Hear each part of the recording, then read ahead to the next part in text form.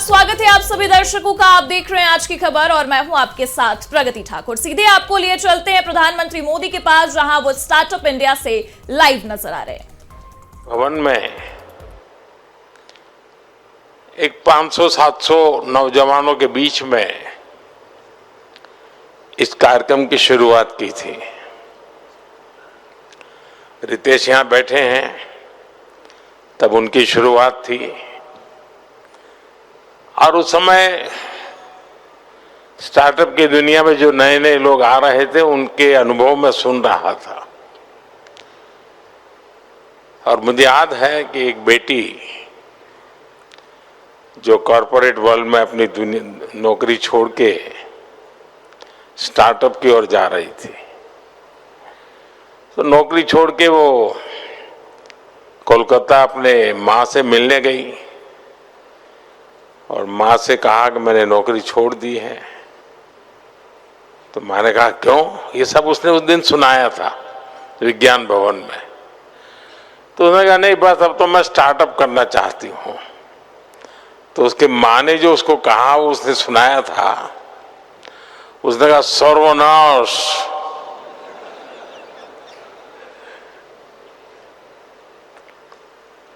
ये तुम बर्बादी के रास्ते पर क्यों जा रही हो?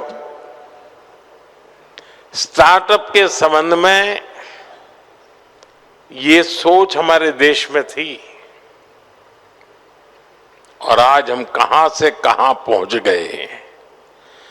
विज्ञान भवन से आज भारत मंडपम में जगह नहीं है।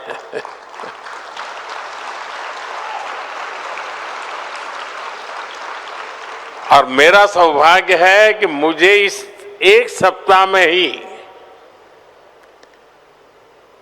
देश के नौजवानों से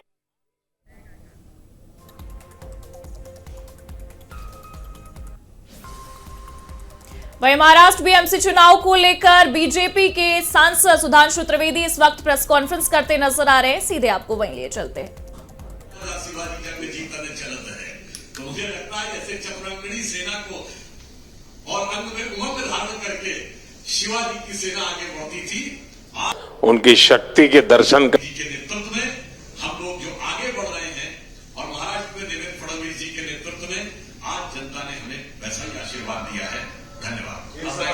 अनुरोध करूंगा आदरणीय तरुण चुग जी से जो आपको संबोधित करेंगे। बहुत बधाई का दिन है। 26 मई 2014 से लेकर लगातार प्रधानमंत्री श्री नरेंद्र मोदी जी के नेतृत्व में भारतीय जनता पार्टी राष्ट्रीय जनतांत्रिक गठबंधन नई ऊंचाइयां, नई विजय,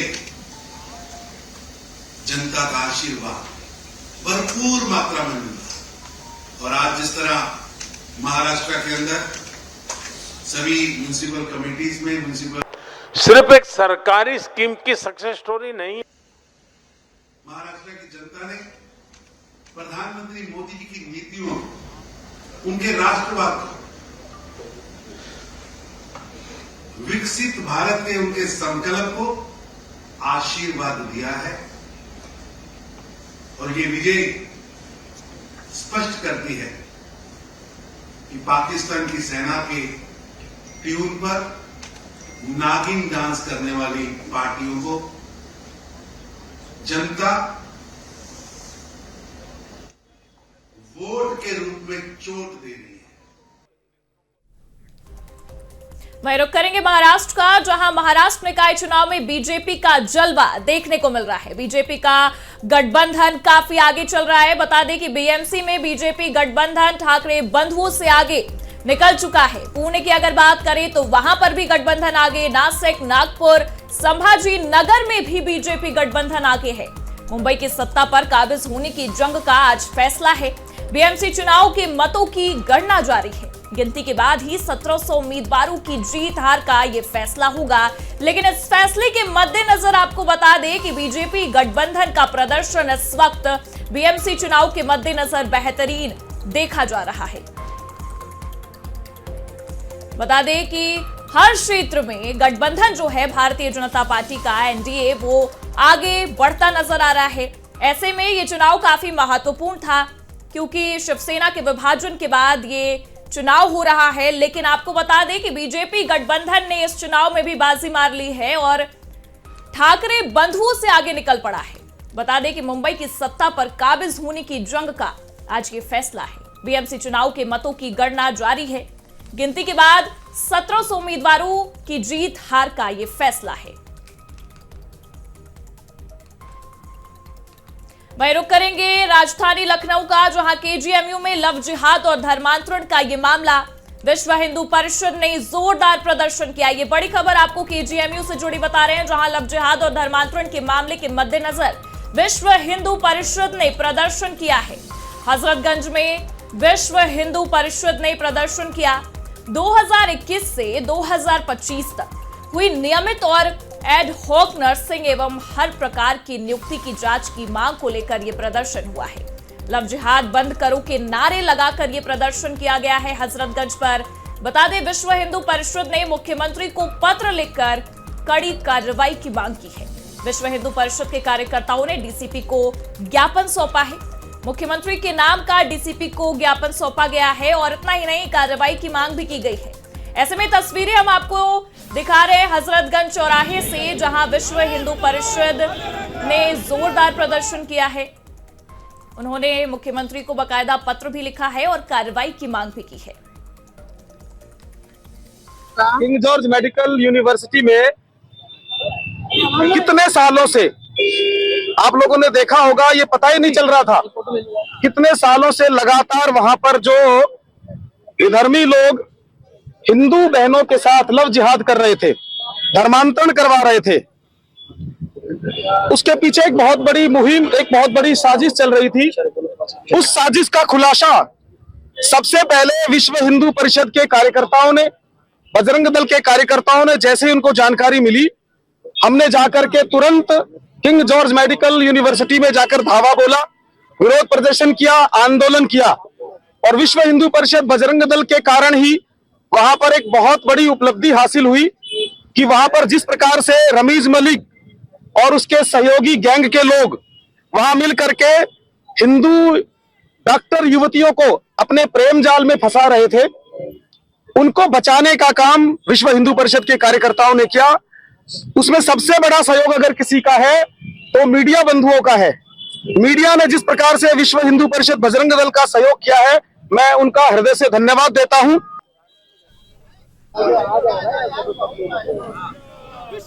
मैं बता दें कि लगातार केजीएमयू से जिस तरीके से धर्मांतरण का मामला निकलकर सामने आ रहा है, यौन शोषण का मामला निकलकर सामने आ रहा है, ऐसे में विश्व हिंदू परिषद ने मुख्यमंत्री से कड़ी कार्रवाई करने की मांग की है। डीसीपी को बाकायदा ज्ञापन सौंपा गया। ये तस्वीरें भी हम आपको दिखा रहे हैं, जिसके मद्देनजर ये मांग की गई है कि इस मामले को लेकर सीएम योगी को कड़ी से कड़ी कार्रवाई करनी चाहिए। चलिए, इस मामले पर हम सीधे अपने ब्यूरो हेड के पास चलते हैं। जिस तरीके से देखा जाए विवेक जी, ये हंगामा बढ़ता ही नजर आ रहा है और एक बार फिर आप देखिए, विश्व हिंदू परिषद सड़कों पर है। मुख्यमंत्री को बाकायदा ज्ञापन भी सौंपा जा रहा है डीसीपी के मद्देनजर। अब क्या कुछ देखने को मिलेगा?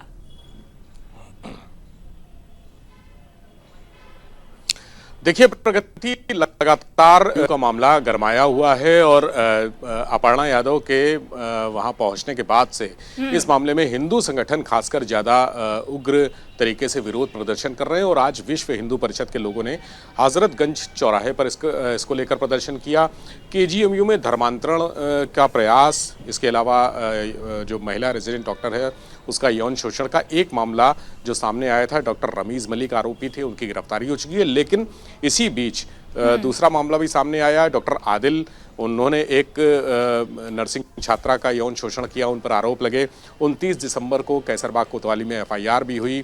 और आपको याद होगा प्रगति, जब अपर्णा यादव ने प्रेस कॉन्फ्रेंस की थी केजीएमयू में, तब उन्होंने आरोप लगाए थे कि इस तरह के बहुत सारे मामले हैं। 3-4 मामलों की बात उन्होंने कही थी। हालांकि कौन आरोपी है ये नहीं गिनाया, लेकिन उन्होंने कहा कि कम से कम 4 ऐसे यौन शोषण के मामले हो चुके हैं। तो डॉक्टर आदिल का जो नया मामला सामने आया है, ये उसी कड़ी में दूसरा मामला लगातार प्रकाश में आया है, जिसको लेकर FIR भी हुई है और डॉक्टर आदिल को गिरफ्तार भी किया गया है। अब हिंदू संगठन विरोध प्रदर्शन कर रहे हैं। इसके पहले भी उन्होंने विरोध प्रदर्शन किया था और KGMU को धर्मांतरण का एक अड्डा तक बता दिया था, यौन शोषण का एक अड्डा तक बता दिया था। उसको लेकर मुख्यमंत्री तक बात पहुंची थी, राजभवन भी बात पहुंची थी और स्वास्थ्य विभाग के जितने शासन के अधिकारी हैं और डिप्टी CM ब्रजेश पाठक जो स्वास्थ्य मंत्री हैं, उन तक भी मामला पहुंचा था, शिकायतें पहुंची थी। अब हिंदू संगठन के लोगों ने आज प्रदर्शन किया है और साथ ही KGMU में तमाम एडहॉक की नियुक्तियों को भी लेकर सवाल उठाए हैं। नियुक्तियां कैसे हुई, क्या हुई, इस पर सवाल उठाए हैं। उन्होंने ज्ञापन भी दिया है, जो DCP को संबोधित ज्ञापन, मुख्यमंत्री को संबोधित ज्ञापन है, वो DCP के माध्यम से भिजवाया गया है। DCP के जरिए जो ज्ञापन दिया है उसमें KGMU में धर्मांतरण के प्रयास की शिकायतें हैं, जो यौन शोषण है उसकी शिकायतें हैं। इसके अलावा और तमाम अनियमितताओं की जो KGMU में चल रही हैं उनकी शिकायतें की गई हैं और इन पर लगाम लगाने की मांग की गई है। वहां पर नारे भी लगे हैं, धर्मांतरण के खिलाफ नारे लगे हैं और जिस तरह से पूरा एक नेक्सस काम कर रहा है, उस नेक्सस के खुलासे की भी मांग की गई है विवेक जी, कि इसमें और गौर करने वाली हो डॉक्टर जाती रमीज है, मलिक हो या डॉक्टर आदिल हो, दोनों। एक चीज और गौर करने वाली हो जाती है, जैसे कि आपने भी जिक्र किया कि जो नियुक्तियां हो रही है नियमित तौर पर, उसकी भी जांच की मांग की गई है। 2021 से 2025 एक स्पेसिफिक अगर हम देखें तो ये आंकड़ा निकाला गया और बोला गया कि 2021 से 2025 तक जितनी नियुक्तियां हुई हैं उसकी जांच होनी चाहिए। तो क्या इसके मद्देनजर भी जो हिंदू संगठन है कई सारे सवाल खड़े करता नजर आ रहा है इन साल के मद्देनजर?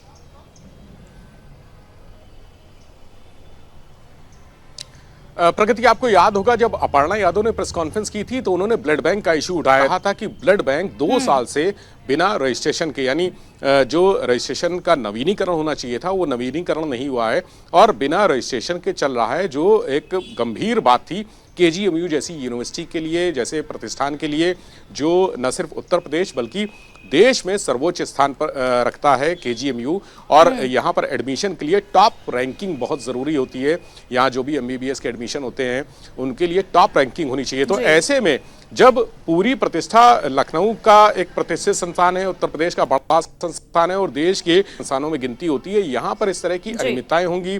ब्लड बैंक में अनियमितताओं की बात कही अपर्णा यादव ने, आज हिंदू संगठनों ने एडहॉक की नियुक्ति का मामला उठाया, धर्मांतरण की शिकायतें पहले से चल रही हैं। तो इतनी सारी अनियमितताएं, दिक्कतें, समस्याएं KGMU में क्यों हो रही हैं?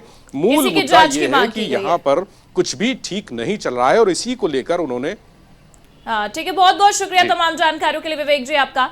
बता दें कि लगातार KGMU से कई सारे मामले निकलकर सामने आ रहे हैं और इसी के मद्देनजर हिंदू संगठन ने हजरतगंज चौराहे पर नारेबाजी की है, प्रदर्शन किया है और मुख्यमंत्री योगी आदित्यनाथ से जांच की मांग की है। चलिए रुक करेंगे बदायूं का, जहां ऐसे इस वक्त की बड़ी खबर आपको बता रहे हैं। माघ महीने में निकलने वाली प्रभात फेरी को लेकर इस्लामा नगर के ब्योर कासिमाबाद गांव में पुलिस और ग्रामीण आमने सामने आ गए हैं। पुलिस ने रास्ते को विवादित बताते हुए प्रभात फेरी को रोक दिया है। रास्ते से खदेड़ने के लिए पुलिस ने लोगों पर लाठीचार्ज कर दिया। ये तस्वीरें भी हम आपको दिखा रहे हैं जिसमें 8 से ज्यादा महिला, पुरुष व बच्चे चोटिल हुए हैं। ये तस्वीरें हम आपको दिखा रहे हैं जहां पुलिस और ग्रामीण आमने सामने आपको नजर आ रहे होंगे। बता दें कि रास्ते से खदेड़ने के लिए पुलिस ने लोगों पर लाठीचार्ज कर दिया है जिसमें 8 से ज्यादा महिला, पुरुष व बच्चे चोटिल हो गए हैं। पुलिस ने लाठीचार्ज के बाद नाराज ग्रामीणों ने भी जमकर हंगामा किया।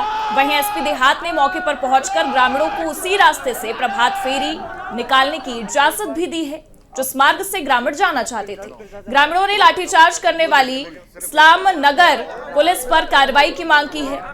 अब ऐसे में ये तस्वीरें हम आपको दिखा रहे हैं जहां पर पुलिस और ग्रामीण आमने सामने आ चुके हैं। माघ महीने में निकलने वाली प्रभात फेरी को लेकर इस्लाम नगर के ब्योर कासिमाबाद गांव में ये तस्वीरें निकलकर वहां से सामने आ रही हैं जहां ग्रामीण और पुलिस आमने सामने हैं। बता दें कि पुलिस ने रास्ते को विवादित बताते हुए प्रभात फेरी को रोक दिया। रास्ते से खदेड़ने के लिए पुलिस ने लोगों पर लाठीचार्ज भी किया है। बताया जा रहा है कि इसमें 8 से ज्यादा महिला, पुरुष व बच्चे चोटिल हुए हैं।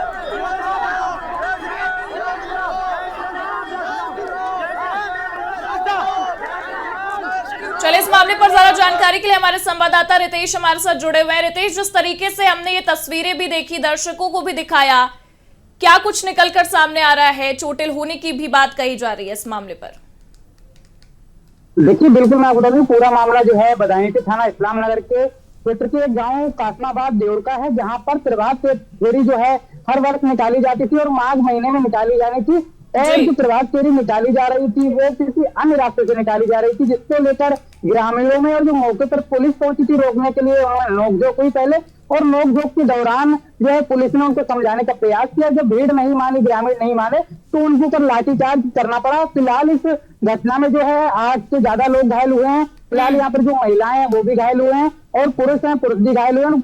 कुल मिलाकर बच्चे भी कुछ घायल हुए हैं। लगभग कुल मिलाकर आधा दर्जन से ज्यादा लोग घायल हुए। और यहाँ पर मौके पर स्थिति नहीं संभल पाई तो यहाँ पर एसपी देहात जो है हरदेव कटेरिया पहुंचे हैं और उन्होंने यहाँ पर ग्रामीणों को आकर समझाया। काफी देर समझाने के बाद जिस रास्ते को मना किया गया था, उस रास्ते से प्रभात फेरी निकालने के लिए मना करने के बावजूद और ग्रामीण निकालने पर अड़े थे, उसी रास्ते पर निकालने को लेकर विवाद हुआ था। रितेश, क्या उस रास्ते से हर साल ये प्रभात फेरी जाती थी उसी रास्ते से? और अगर जाती थी तो क्यों पुलिस ने इस रास्ते को विवादित बताया है? देखिए, बिल्कुल मैं बता दूं, रास्ते को लेकर परमिशन मिलती थी, लेकिन इस रास्ते की परमिशन नहीं थी। फिलहाल इससे पहले भी ग्रामीणों का कहना यह कि हम लोग यहाँ पर इससे पहले भी इसी रास्ते से जो प्रभात फेरी निकलती है इसी रास्ते से निकालते थे। लेकिन आज जो हुआ है, आज की घटना है, इसको लेकर पुलिस ने वहां पर रोक लगाई थी और रोक लगाने के बावजूद जो ये रैली प्रभात फेरी निकाली जा रही थी और पुलिस ने समझाया। पुलिस समझाने के बावजूद ग्रामीण नहीं माने थे और जब लाठीचार्ज हुई थी तो ग्रामीणों का यही कहना, वो वहां पर मौके पर धरने पर बैठ गए। काफी देर हंगामा चला। हंगामे के बाद ग्रामीणों ने एसएसपी को मौके पर बुलाने की मांग की थी। फिलहाल यहाँ पर जो हरदेव कटेरिया जो एसपी ग्रामीण है वो मौके पर पहुंचे हैं और उन्होंने ग्रामीणों को समझाया। समझाने के बाद जो है इस्लाम नगर पुलिस पर कार्रवाई करने की मांग पर अभी तक ग्रामीण अड़े हुए हैं। लेकिन देखने वाली बात यह है कि आखिरकार अगर पुलिस पहले से चौकस नहीं होती तो ऐसी घटना सामने नहीं आती। ठीक है, बहुत बहुत शुक्रिया तमाम जानकारी के लिए रितेश आपका। और रुकेंगे एक छोटे से ब्रेक के लिए, आप बने रहिए आज की खबर के साथ।